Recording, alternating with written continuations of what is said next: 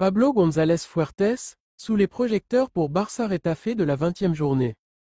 Avant de commencer, laissez un petit like pour nous soutenir, restez tout long du vidéo si possible et si tu n'es pas encore abonné active la cloche de notification. La désignation de Pablo González Fuertes comme arbitre principal pour le match entre le FC Barcelone et Retafe, comptant pour la 20e journée de Liga, a immédiatement attiré l'attention.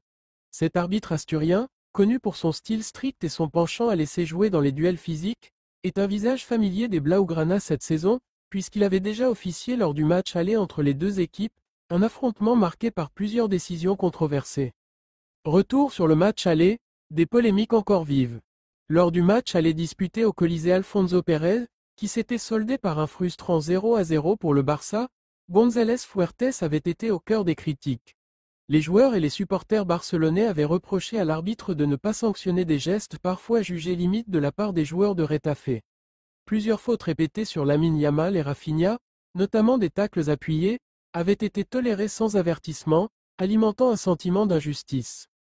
De plus, deux mains dans la surface de réparation de Retafe avaient été ignorées, malgré des protestations véhémentes de l'équipe catalane et de l'entraîneur. La gestion des arrêts de jeu avait également fait débat, certains estimant que le temps additionnel était insuffisant au vu des interruptions. Ces souvenirs restent vivaces dans l'esprit des fans, d'autant plus que le style rugueux de Retafe est souvent pointé du doigt pour être favorisé par des arbitrages indulgents. Un défi pour González Fuertes avec la nomination de Hansi Flick en tant que nouvel entraîneur du Barça, ce match revêt une importance particulière pour les Blaugrana, en quête de régularité sous leur nouveau coach. Cependant, la présence de González Fuertes ajoute une couche de pression supplémentaire. Arbitre expérimenté de 43 ans, González Fuertes a dirigé plus de 120 matchs de Liga, où il s'est forgé une réputation de tolérance envers les contacts physiques et de fermeté dans les situations d'indiscipline. Il est également connu pour distribuer des cartons jaunes en série lorsque la tension monte, ce qui pourrait peser dans un match aussi engagé.